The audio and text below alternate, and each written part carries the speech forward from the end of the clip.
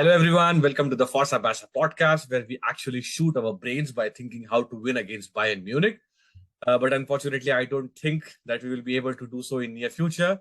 So let's get back to the not fabulous but mediocre lives of Barcelona in Spanish domestic league.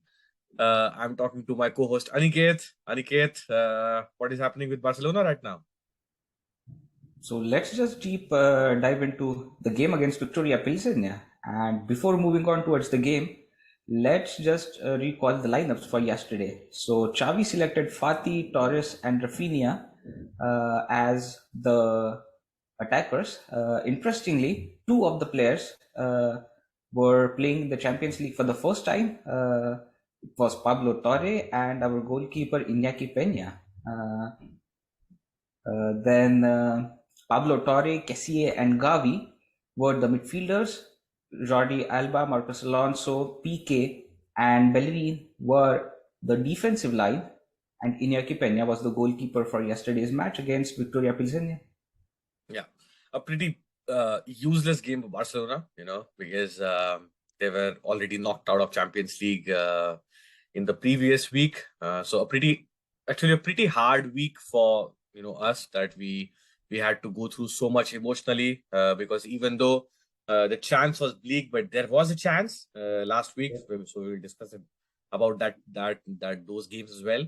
But this game, as I said, a pretty useless game. Only Barca had an opportunity to just earn 2.8 million euros, because right now Barca need every single penny, as they, due to disqualification or not getting qualified into the next round, Barca has, sort of achieved a lot of, I don't know, like they have the gamble that they took, against all those livers and paying so much fees for the players. Not disqualifying is a big deal. So this 2.8 million euros, of course, must be must at least makes some tears go away. But still, there are a lot of tears. So the game was a pretty basic one, as I just mentioned, that the game was the group was already done and dusted. There was no chance for Viktoria Plzeň to come inside and go and get qualified into Europa League. So I think they just wanted to show.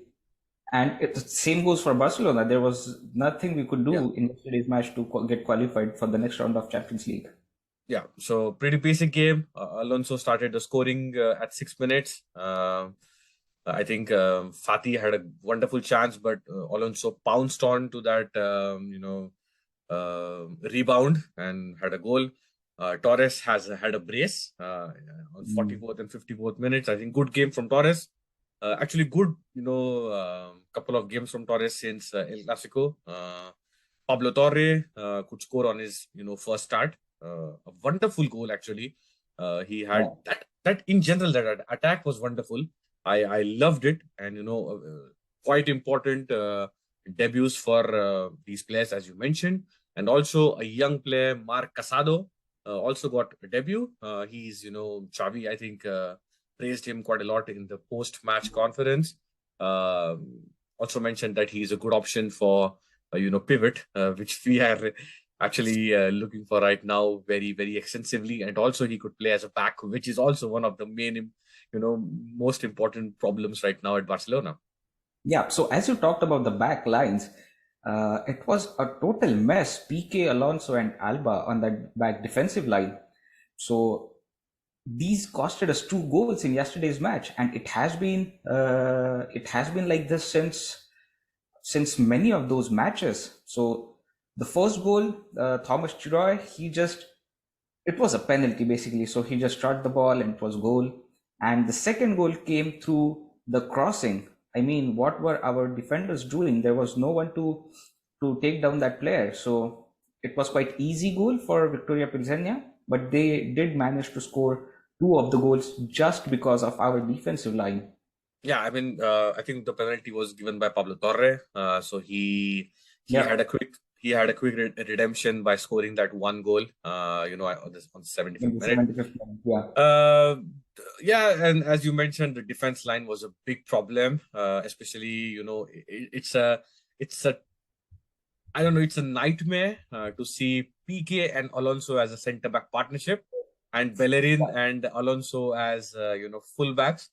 Probably last ever Champions League game for PK, or at least a start for PK, because I don't see him continuing next season. I think that, sorry to interrupt you, but I think it would be last Champions League season for three players, if I'm not wrong. First would Yeah, be PK, the second would be Sergio Busquets, and third, according to me, should be Jordi Alba as well. So these three players, I hope this will be the last season for them, and it's high time to bid goodbye to these Barcelona legends. yeah. I mean, Sergio Busquets has already passed his message on to Barca hierarchy that he's not going to extend his contract after it expires in June 2023. His most probable destination is talked about as Inter Miami in the MLS.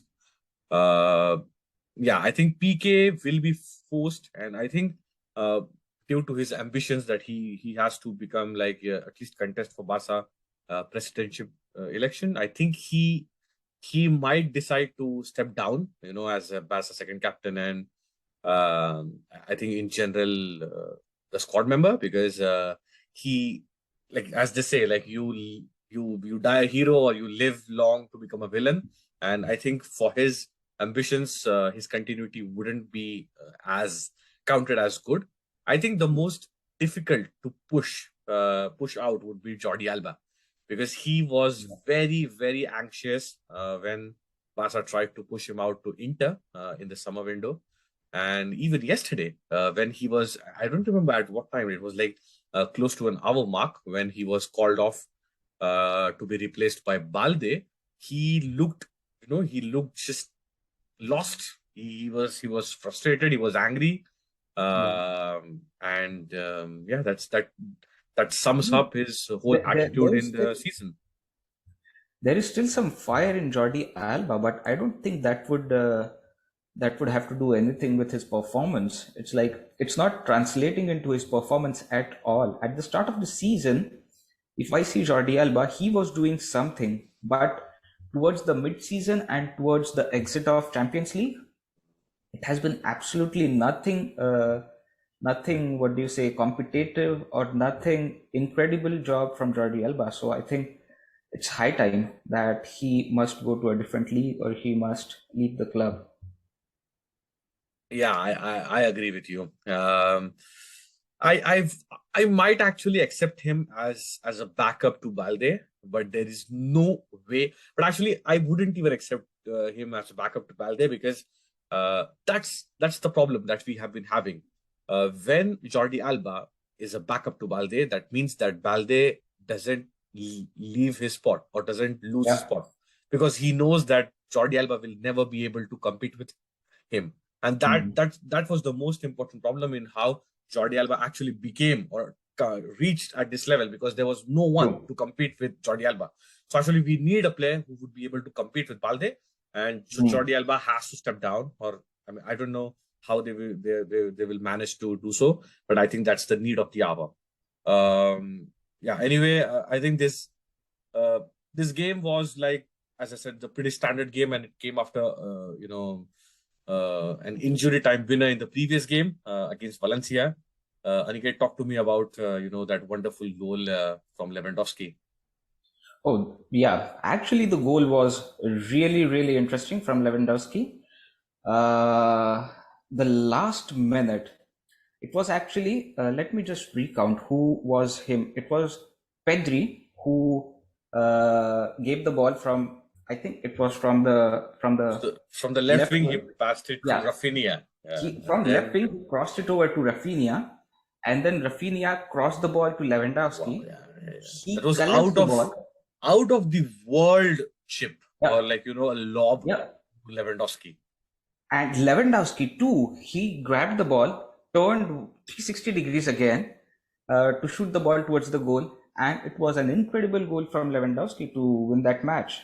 90 plus 3 minutes, Barcelona and Valencia were still 0-0, but at the end they won the game 1-0. Incredible gameplay. But as such, for 90 minutes, there was nothing interesting in the match. But yeah, the last goal really got the points, got the 3 points. Yeah, I mean, Incredible goal, incredible gameplay. yeah. I think you are remembering Lewandowski's majestic goals against Villarreal. This goal was, not a 360 degree. I think it was directly his first touch. But Oh, sir. Oh, my yeah, bad. he was Yeah, he was yeah. way he was way on the It left was hand like side a of the slight box. touch. Yeah. Yeah, He was way on the yeah, left side of the box, and he just somehow, poached inside to yeah, reach to grab that that killer instinct. That yeah, what we talk about Lewandowski, just to reach to the ball and somehow touch it, clinically finish it inside the net, and 1-0. yeah. And as you said, the game was a pretty dull game, to be honest. But actually, Mm. uh, especially when it comes to score line, because of course it was Mm-hmm. 0-0 till the 93rd minute. But I believe Gattuso, Gennaro Gattuso, the manager of Valencia, I think he had seriously messed up, his formation and the strategies, because I was seeing, Mm-hmm. it was just my observation that the game was wide open for Barcelona. The defense line of Valencia was just not there. Just not there. I mean, Yeah, it was yeah, Valencia's, it was Valencia, it was Mestalla, all the fans and everything. But it was the Barcelona all along. The only thing which was missing in that game was Barcelona's finishing. And I don't remember exactly what time it was, like close to 75th to 85th minute, like that, a slot. Uh, I think Ferran Torres gets the ball, open net, completely open net, and he misses to push that ball inside, yeah, which was a big blunder to talk about, because yeah. if not for Lewandowski, we would have have lost 2 points, which and right now, True. because we have already knocked out of Champions League, we have only one league actually where we can actually prove our worth, to mention to the world of football that we are back, and these chances will make a lot of difference in the end. Yeah. So I thanks could to also Lewandowski. remember. Sorry, I could also remember two chances. The first one was Ansu Fati. Uh, it was like quite one-on-one, and he missed it. I don't know what's going on with Ansu. And the second one was Lewandowski's header again. He quite just missed it. I think it was woodworks. He hit the woodworks. So these were the two chances created, but never got converted into goals. So apart from those two chances, I could not remember that we created any of the chances in that game. Yeah. But I think, yeah, Valencia game, important 3 points. Barcelona deserved, because Barcelona were at least much superior in the position of the ball and in controlling the pace of the Mm. game. But of course, this podcast and this episode, and our fallen mouths and fallen smiles, we have to discuss about the game which actually matters and which bothers us. And the game that we started our introduction with is Bayern Munich, Aniket. So I would just to give everyone a context. This game, so before even this game started, we already knew that this game doesn't matter, and it doesn't matter at all, Mm. because the idea was Viktoria Plzeň was supposed to visit San Siro, Inter Milan, and they were supposed to hold Inter Milan, or at least, okay, not at least, but try to go all the way and score some goal and get all the 3 points, snatch 3 points from Inter, and then Barcelona beat Bayern Munich in front of their own fans at Camp Nou. But that did not happen, as Inter come up big and score 4 goals to 0 against Against Viktoria Victoria. Plzeň at San Siro. Yeah. And that game was actually was supposed to occur 2 hours before Barcelona game, so we already knew that Inter has won 4-0, so there was no point in Barcelona's game. Barcelona were mathematically knocked out of Champions League. So the bare minimum, Aniket, after having been knocked out of Champions League, the bare minimum Barcelona could do is to play a good game, an entertaining game, and at least to show their fans at Camp Nou, 85,000 people who have come to just see you, even knowing that you are mathematically knocked out of the Champions League, yet another season, after yet another humiliation, they have come to see you. They have paid to see you. Why? So just to see their club play. And their club plays like they lost 3-0 and not a single chance created. Not a single chance. Sorry to interrupt you, Shubham, here, but interrupt me all the way, as much as you want, because I don't know what to speak at all. So so ahead. I'm not disappointed at the fact that we lost to Bayern. I was quite sure that we were not going to win this game, but what I was expecting from Barcelona was their fight against Bayern Munich. But in the last game against them, I don't know what happened to our team. There was no team. We did not create any chance. We did not play as a team. We were just there trying to defend Bayern Munich, which we could not do. The first goal, let me just talk about the first goal where Mane got the ball. Why do you want to expose? Why do you want to expose our right back Hector Bellerin? I mean, I have no intentions to expose our right back. I have 100% intention to expose our defensive line. Where in the hell Sadio Mane got the ball from? Why Sadio Mane was left one-on-one with goalkeeper? This should not have been the case. In the first place, he should not have received the ball. So I don't know what's happening with the with the defense line. But Sadio Mane one-on-one with goalkeeper, and of course he is going to shoot that ball. Of course he's going to score that goal. So I don't know what's going on.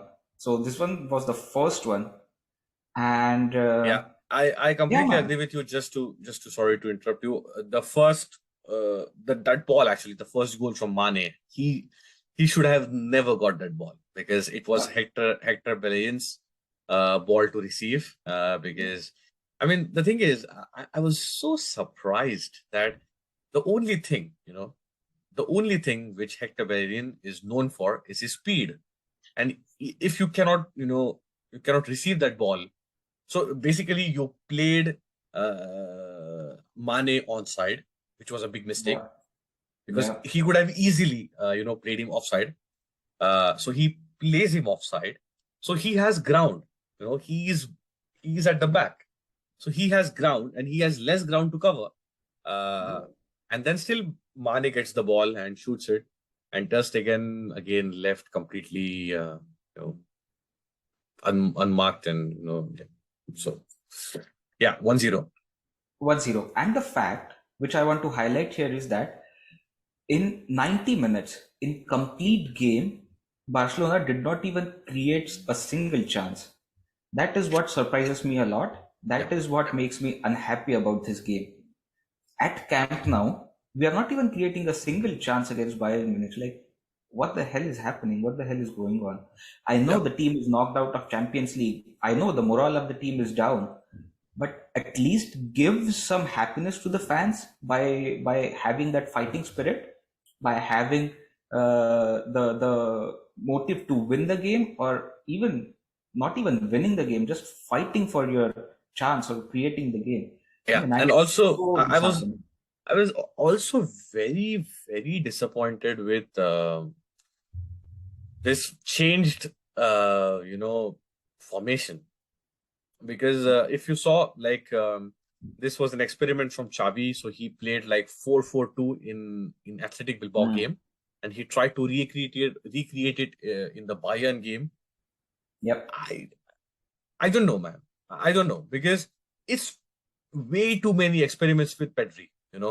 Let him play his original game. Let him play on his position. I'm not a fan of these changing position stuff, you know. No, And changing the position is okay because at the start of this season, we were talking about going to that diamond formation because we had uh, less. We were actually not having any fullbacks. We were having the central backs, and we were talking about that diamond transition. So that one is okay, but in the middle of the season, that's a real no-no for me. yeah, I mean, the thing I is, don't know. the thing is, I'll tell you, Aniket. So he started 4-4-2 Yeah, with Bayern on the right back. So there is no way Bayern gonna go up because he yeah. cannot run, and we have established that very clearly in the first Mm-hmm. goal. So the right midfielder that was playing was Kessie, and Kessie is not known for his speed and his dribbling skills. So then you lose that body, and he started like Frankie De Jong and Busquets. So it's a double pivot with creativity only coming from Pedri because Kessie, I don't know. So probably out of these three players, I'm not like, for example, Busquets, De Jong, and Kessie. I'm not sure how can you start three together. I would like to have two of them. Let's like Yeah, yeah, uh, Kessie and Busquets, or uh, Frankie De Jong and Kessie, or Frankie De Jong and Busquets. I'm not comfortable how this dynamic works, and it clearly didn't. It clearly didn't because it didn't click. absolutely not. Yeah, The only positive out of the game was Dembele because Dembele was crushing Alphonso Davies left yeah, and right, left and right. yeah. But So unfortunately, it did not turn out to be anything at all. yeah, that is true. And let's just move on towards the second goal. Do you want to talk a little bit about second goal, Shubham? Yeah, I mean, I don't know, man. It's a harsh reality. We praise Ter Stegen left and right, center, top and bottom. But when it comes to big games, especially against Bayern, I don't know Mm. if he has a mental block or this psychological issues against Neuer and his German national goalkeeper stuff. I don't know what's happening with him or what has happened to him. Whenever it comes against Bayern, he concedes like the easiest goals that Yeah. when you compare with his form right now in this season, you cannot expect him to concede like this. So Mm. Choupo-Moting, and there were so many players. It was not a counter attack at all. It was a game goal from open play, and he tried to shoot from an angle like he was so much on the right hand side of the box. Just nutmegs him. Nutmegs. I don't know. Like, Choupo-Moting, players like Choupo-Moting shouldn't be scoring goals at Camp Nou. It's insulting. It's insulting. I don't remember. I don't remember exactly, No, but and the matter of fact here is he did not even try to go towards the left or towards the right. He just shot the ball yeah, straight to straight the keeper. to Yeah. Verstegen, So and he could not save that one. yeah, So I don't know. very very sad reality. Yeah. And then the third goal, which actually I don't know, should have been a goal. Who the fuck cares? It's like Gnabry comes on as a substitute. No, I think he started the game. Gnabry gets the ball on 56th minute. I'm not sure how he gets the ball. No, I think Mm. it was a cross from the left hand side. Yeah, so it was a cross from left wing. He gets the ball and he just shoots it. Similar angle, but different leg. Uh, a finish shot which doesn't have that much curve. Mm-hmm. Goal, goal. Yeah. Again. So that goal did not happen just because he was inches. I don't know, not even inches, maybe centimeters offside. And yeah, it was. And then again, the last goal. I don't know if you want to talk about it or should I move on? I think so. The goal which you just talked about, it was disallowed Yeah, because it was. Yeah, that's what I'm saying. That it was disallowed due to offside. He was yeah, centimeters offside, but that centimeters doesn't offside. count. That doesn't count because he did not use his offside to gain any advantage. That did not change Yeah. anything. That shouldn't have Yeah. been a goal. That's insulting. That's just True. bottom line insulting. That's it, Yeah. And then the last game is And the last goal is last one, do I need to talk about this one? It was just like a header. He got a ball. It's like a routine practice. If you give someone a ball inside Barcelona's box, and if they could head it towards the goal, it's a goal. It's a goal. Period. There is nothing else you can get from that goal other than the goal. If you shot it on target. yeah. So That is it how was the season has been at Barcelona. yeah. I think it was a weird kind of goal. So what happened? This was a corner. So the corner was delivered. Then Yeah, the I ball saw got if deflected. Gnabry, I think Gnabry took a shot on the volley. It Yeah. bounced. It bounced on the ground, on the pitch. I mean, it bounced. I mean, it sort of a lob, and it somehow reached to the right hand side of the box, from the left hand side, mind you. Yeah. And there were a cluster of Barcelona defenders just playing together. I think maybe they were discussing what to eat after the Bayern game. Maybe they wanted to eat some sushi or something. I don't know. Marcos Alonso completely loses the track of the game. Looks behind, and then Benjamin Pavard just gets the ball. The easiest shot he might get in his life, because there is not a single Barcelona defender marking him. Just touches the ball and nudges into the goal. I wouldn't talk much about Ter Stegen here, because these are point blank range goals. It's impossible to save. So it's just luck. If you save them, it's not a skill. So nothing about Ter Stegen here, but just Marcos Alonso, and you can see his face, the guilt, because he actually forgot that his job was to defend, his job was to mark. How did a Bayern player left completely unmarked was a question, and will be a question in the near future as well. Shambolic defense by Barcelona. Yeah. Well, the defense has been shambolic for all throughout the season. It was not just this match, but yeah, bad defense, and that costed us the match. Yeah, I think it's bad defense, bad strategy, bad midfield. There was no creativity, bad striking. Yeah, everything was bad in this game. Everything was pretty much bad.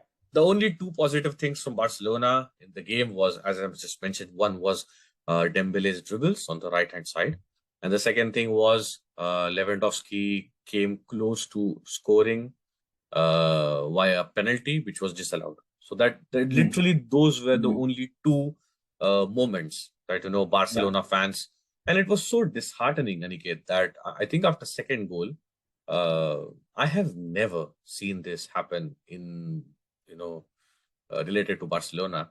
After second game, just thousands of fans got up and started to leave. Yeah, even before the team was first not half. giving anything. Like there was nothing for the fans there to stay.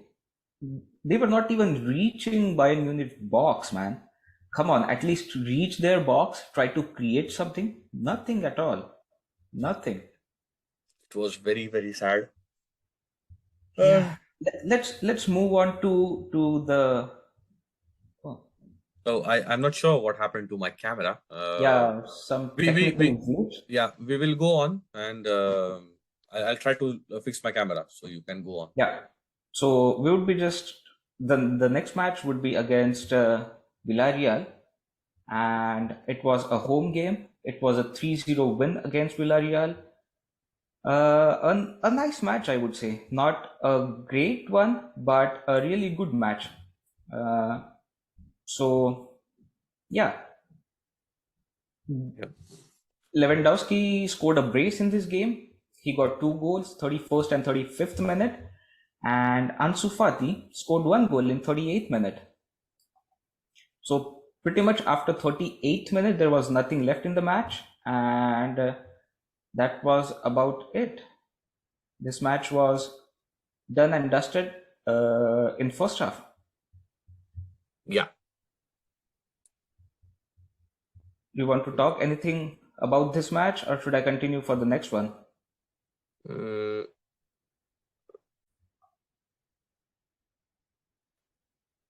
Yeah, I think that's it from my side as well. I do not want to talk about the goals. It was a brilliant, praise from Lewandowski. He's a magician, rightfully he's sitting on the top of the Pichichi table or the list. Yeah. And I hope that he wins it, because that might be the only thing we will win this season. I hope not, but that might be the only thing. Anyway, a wonderful 8 minutes or 7 minutes spell from Barcelona, and that changed the game completely. I mean, I think Villareal were trying to attack Barcelona in the early 10 minutes, 15 minutes, but like Barca stoked the pressure well, and then they unleashed these attack after attack, and I think they completely deserved to win the game. The following game versus Athletic Bilbao, a comfortable 4-0 win, and this was an important game, Aniket, in two aspects actually.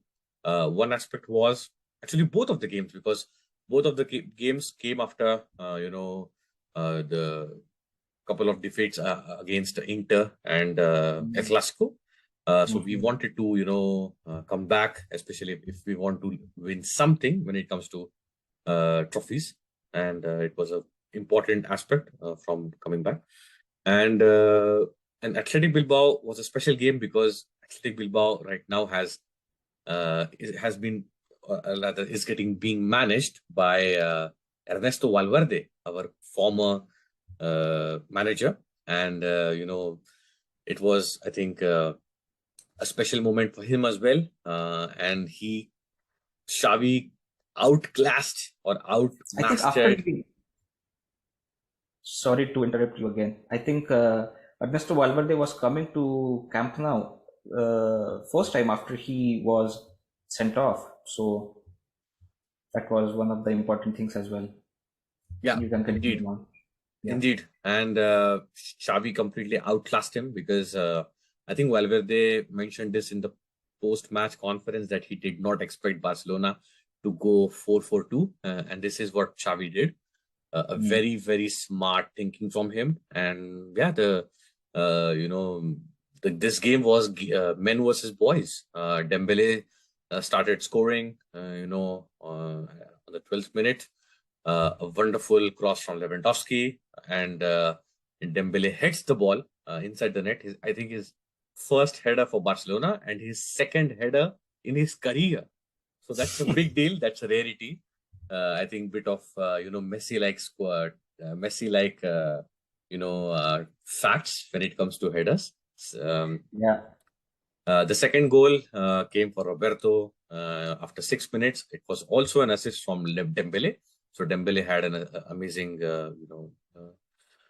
game. Then the third goal came quickly 4 minutes later. Lewandowski at 22nd minute. Again, it was an assist from Dembele, and then Ferran Torres, gets a second half goal, makes the game 4-0. Again, an assist from Dembele, so a hat-trick of assist. So great game for Dembele, and surely he was selected as a man of the match deservingly, because of goal and a hat-trick of a hat-trick of assist. But yeah, I mean, pretty standard stuff. Barcelona have been doing quite well in La Liga, except for their El Clasico defeat. But fortunately, when we won against Valencia, Madrid dropped 2 points on against their game against Girona at home. So it was a surprise slip up, and Barcelona are just 1 point behind Madrid. So this La Liga is going to be epic, and I hope that it goes epic. And anything can happen this season because of the World Cup, which is coming in the season. So you never know, what might happen post World Cup. So many injuries, so many, exhaustiveness. So the bigger the squad, the better the squad, or less injuries. Post post-World Cup traumas, for teams who couldn't win. So a lot could have happened, and I hope that Barcelona could at least win something. Yep.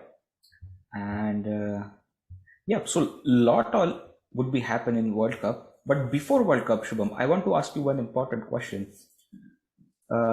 We all know about the position of Xavi at Barcelona, but since the loss in Champions League and continuous losses in Champions League, his position at Barcelona is quite unsure, and we are also getting some rumors that the favorite manager of our president is currently free. So, would that be an exit for Xavi, or should he be sacked?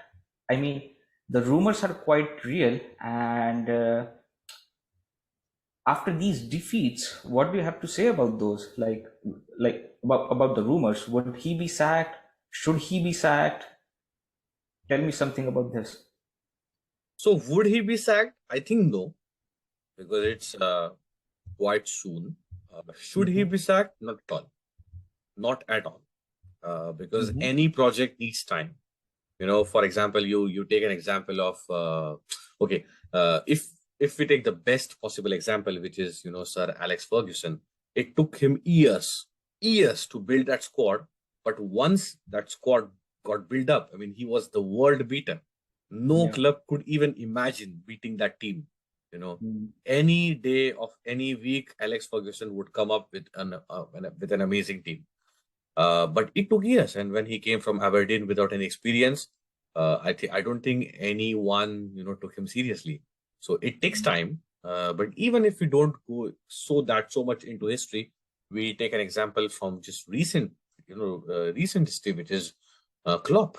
Klopp took 4 years. It took 4 years to Klopp to win a single trophy for Liverpool. 4 years. Can you imagine? So it takes time. It takes time, man. And people, and of course we have been critical of Xavi, especially when it comes to Champions League and big games, and of course we are fans. But I think he needs time, and I'm sure that he will get time, and I hope that he gets time. And just to add a bit of to my point, I think it's very unfair, this business of football. Like couple of games, like for example, Xavi, it was going pitch perfect for him, and couple of bad weeks, like one bad international break, and everything falls apart. And then people are calling for his resignation or like his sacking. It's quite unfair, when it comes to football. Of course he needs to learn more, because he, as we both know and as everyone knows, he doesn't have any experience whatsoever in Europe, especially in Champions League, because Qatar is not same as Europe, especially when it comes to Champions League. And but I presume that Laporta might not be as optimistic as we are, because as you mentioned, his favorite coach, which is Tuchel, or in general, he's fond of German coaches when it comes to those tactics and that fast trained and pressing teams. Tuchel is available because he was sacked by Chelsea. Klopp might become available because he's not having a good season at all at Liverpool, and even there were talks like he might be considering resigning from his Liverpool position, even though his agent confirmed that he is not thinking of anything like that. But you never know. And he also liked Laporta also liked Pirlo, which is also available because he hasn't found any job after Juventus sacking. So I hope Laporta doesn't think like that, and I hope that his project gets enough time, because it needs enough time for even players to understand. We remember Pep Guardiola, Aniket, at Manchester City. He couldn't win. He couldn't just convince his players what kind of football to be played. So it takes time. So I hope Xavi gets time, and I'm sure that he will come up big. I completely agree with what you said, Shubham. I was, in fact, going to say about Pep Guardiola as well. Like, he also took like a couple of seasons just to transfer what his thoughts were to his players. And after those thoughts were transferred, you can see rise of Kevin De Bruyne. You can see rise of Bernardo Silva. Like, no one was knowing their names. No one was even talking about Bernardo Silva. But if you consider these players right now, and if you consider how they play, it's fantastic the way they play. So Forget yeah, about Bernardo Silva, man. João Cancelo, he is a yeah, world beater now. yeah. Imagine he can give like those crosses and passes. So yeah, I mean it takes time, as you It mentioned. takes time. Yeah, I completely agree. It takes time, Yeah. and we are completely on the right track as Hmm. far as the squad is concerned. The squad looks pretty solid. Yes, there are some bad matches in the form of in the form of Champions League matches. To be honest, those were bad. But instead of those matches, we were pretty much doing good in La Liga. There has been no match in La Liga apart from the El Clasico that were as bad as any of the matches. So Yeah. I And I even even concur with even your El point. Clasico, even El Clasico was not that bad. It Yeah, was not that bad. We just lacked a bit of clinical approach, and our defense was a bit shaky. But yeah, it was not that bad. Again, against Inter or Bayern, it was not that. But yeah, and anyway, actually, to discuss, to discuss, for example, we discussed the injury-claden backline and mhm. Sergio Busquets last season. So he's leaving next season. So Barcelona have to think about rebuilding and to replace him, to which is anyway a big task. And of course we talked about how Bayern completely messed up against Bayern, and how uh, actually Sergio Roberto is injured, and of course when we know that he is not a natural right back, so there are many talks of buying the new right back and a pivot in the winter market.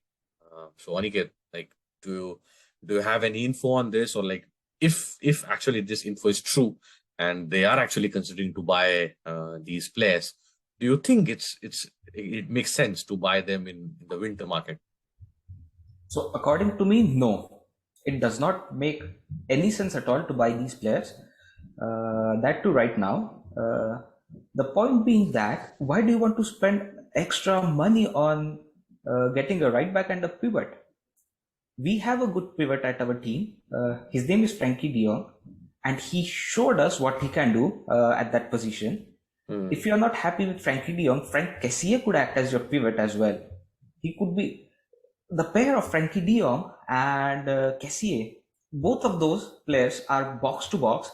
They could get you the ball at the end of the box, and from there you could just make sure that either Dembele or Lewandowski or Ansu Fati gets the ball, and those two players can do their job with help of Pedri. It would be amazing to see the combination of these three players in the midfield.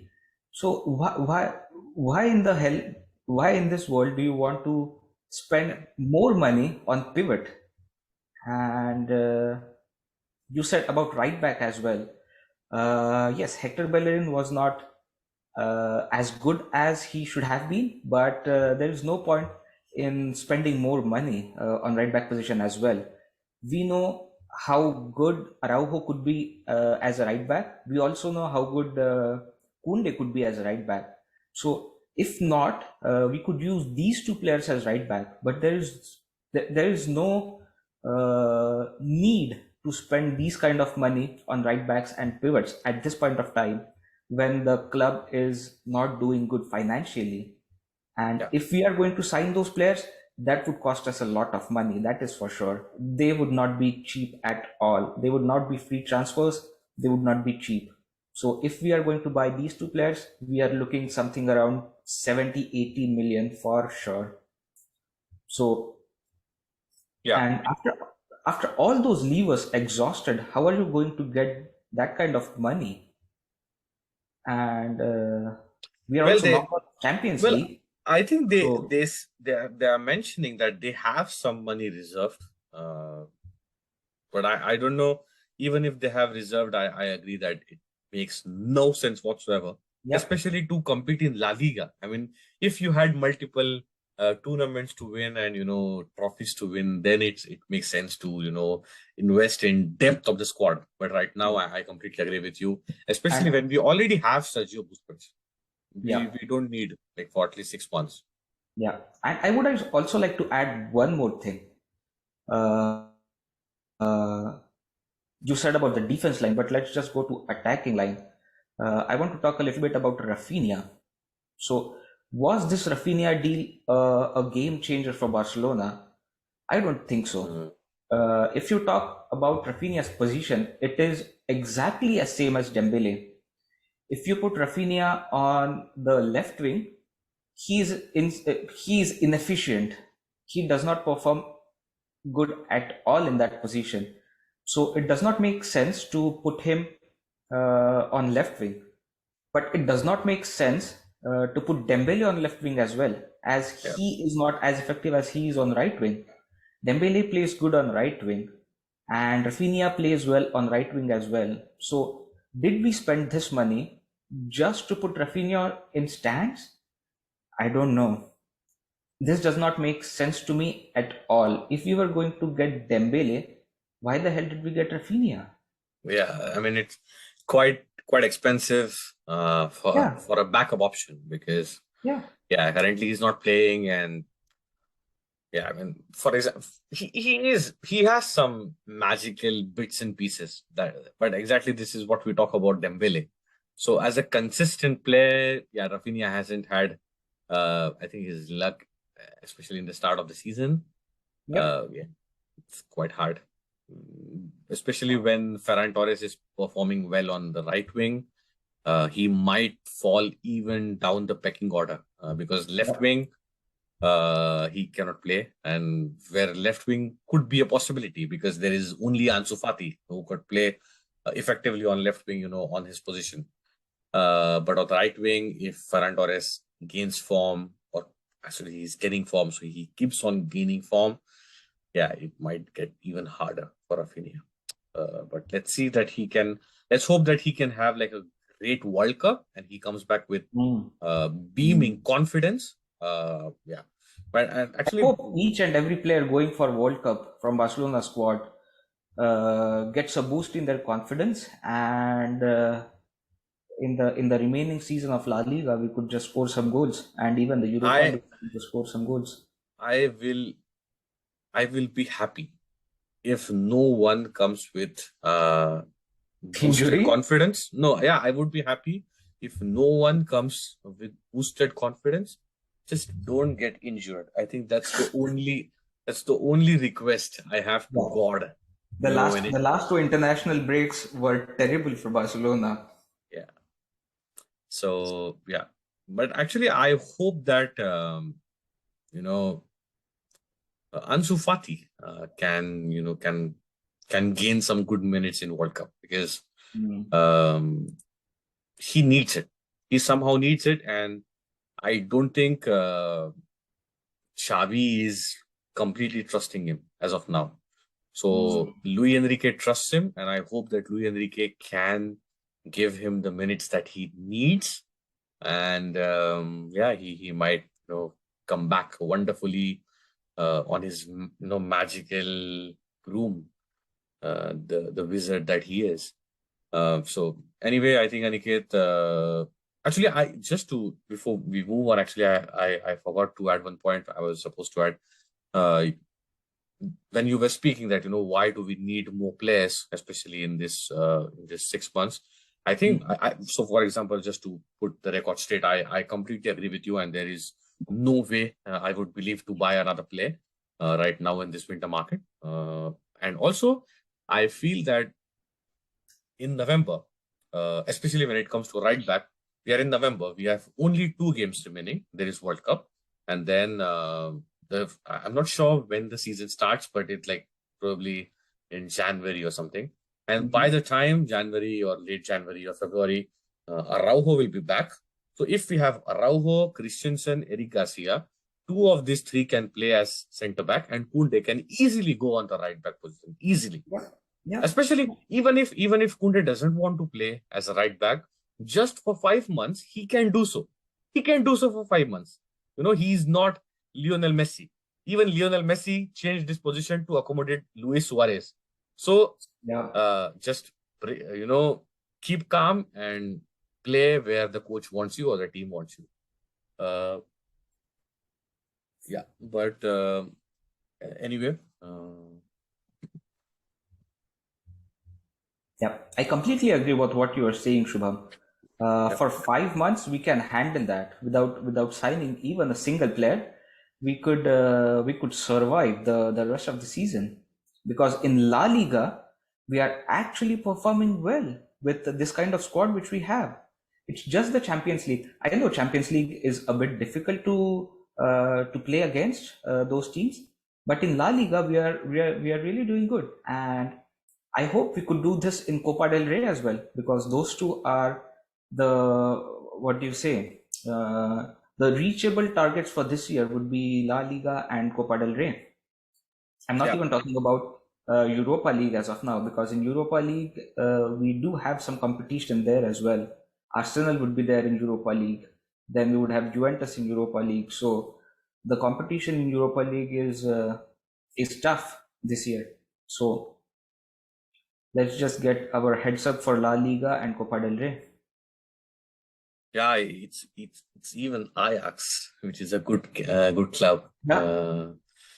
Yeah. So anyway, I hope that and yeah, I think this La Liga actually could be the best possible season where we can actually win, because you take clubs like Valencia, complete financial breakdown, and a big problem. A new manager who is still settling to the new league and also to his new club.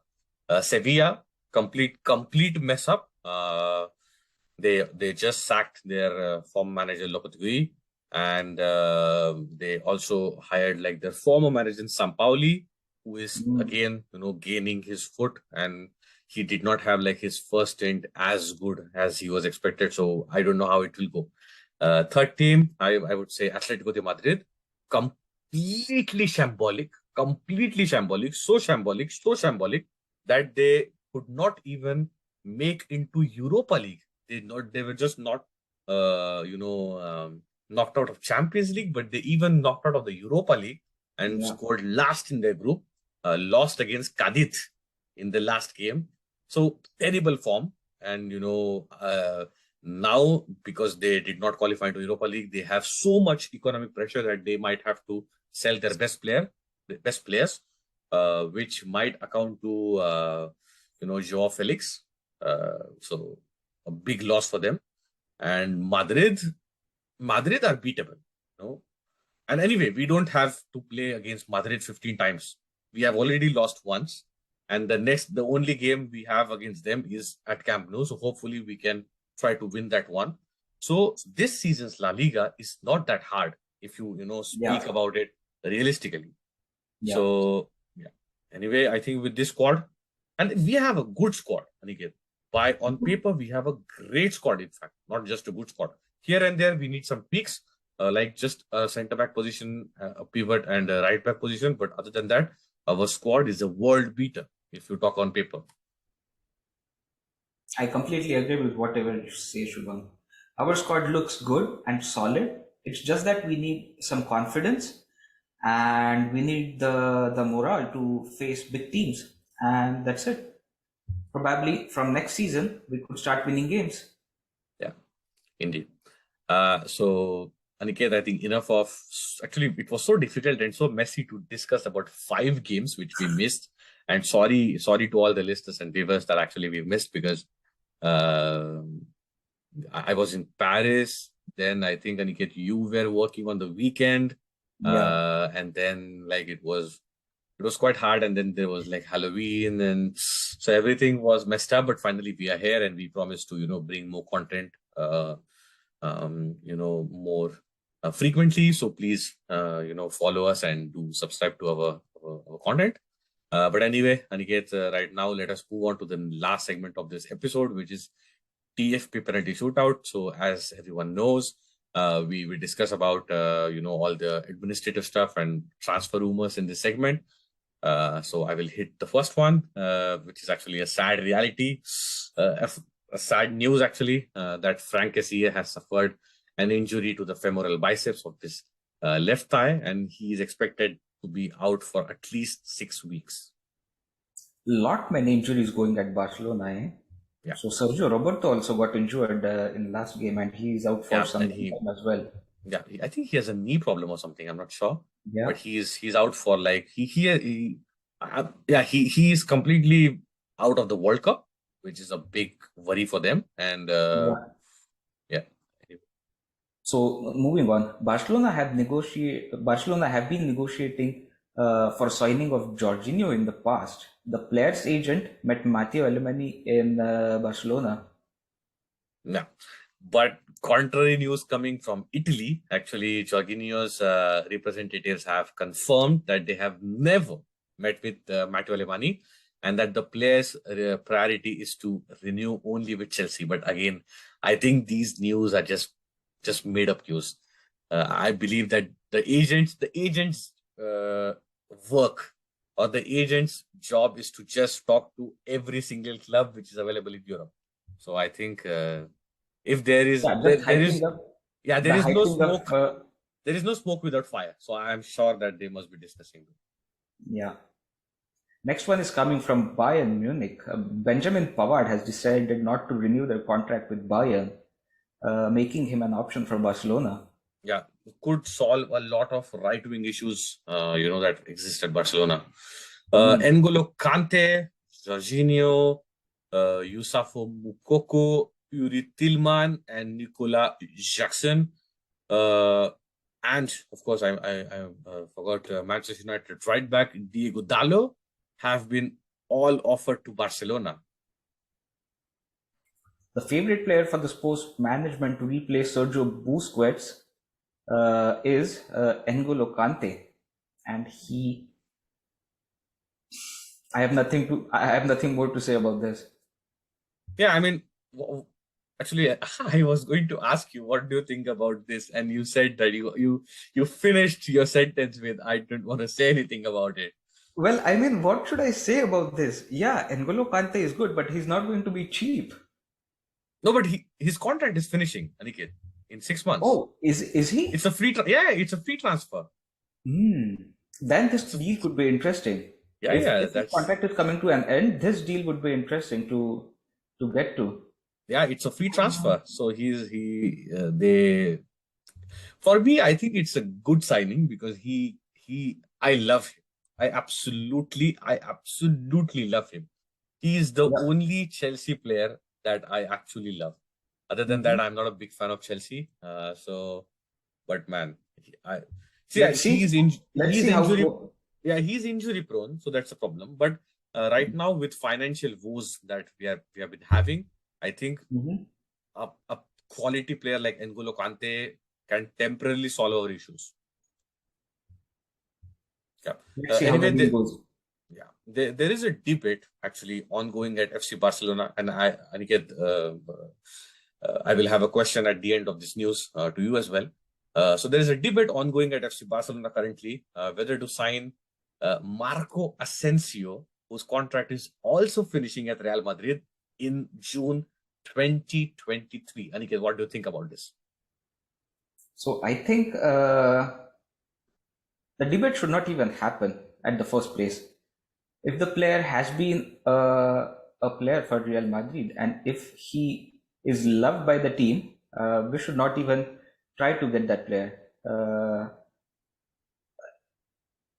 That is completely my perspective.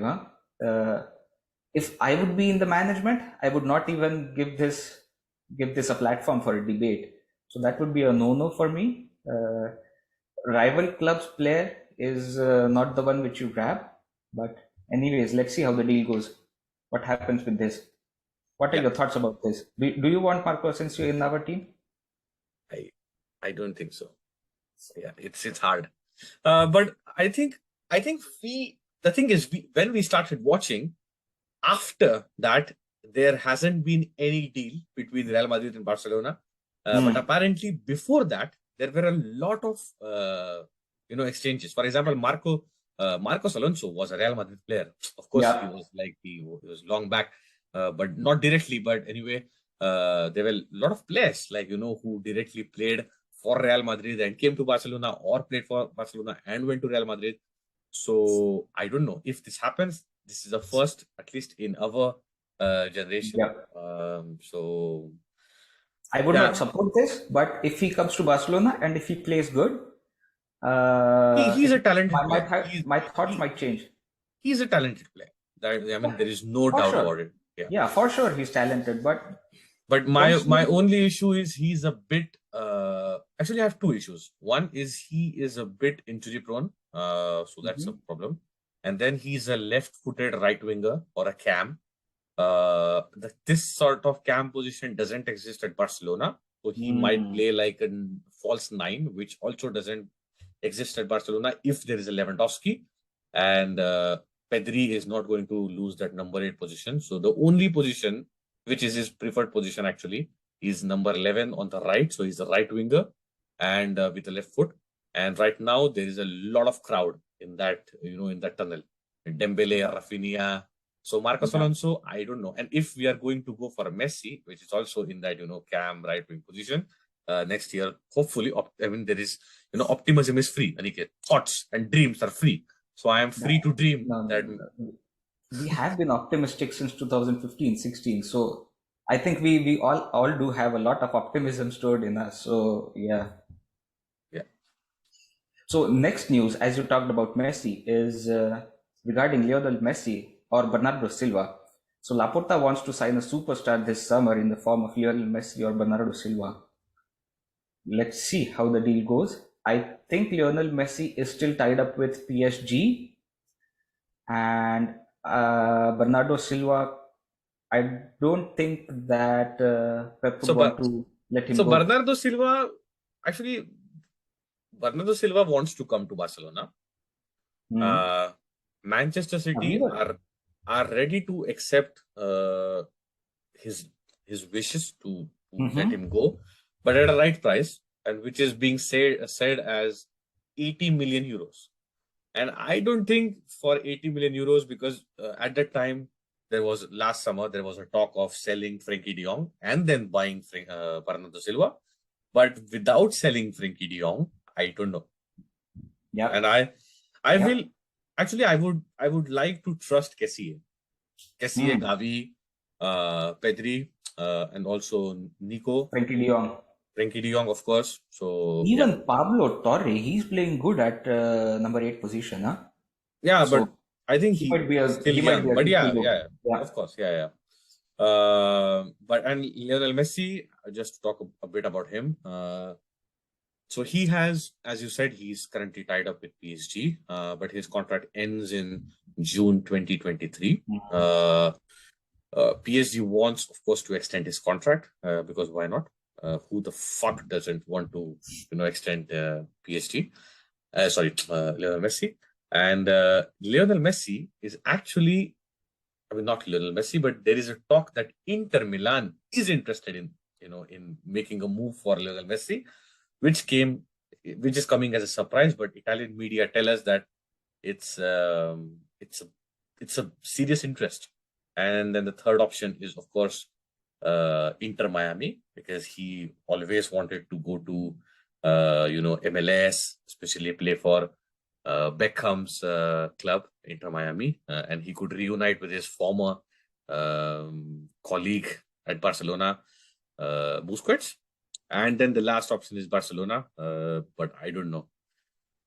It's but it would make a lot of mess to play Lionel Messi, because but yeah, okay, maybe we can make a special episode in the World Cup when we have nothing to analyze, and then we'll talk about Messi.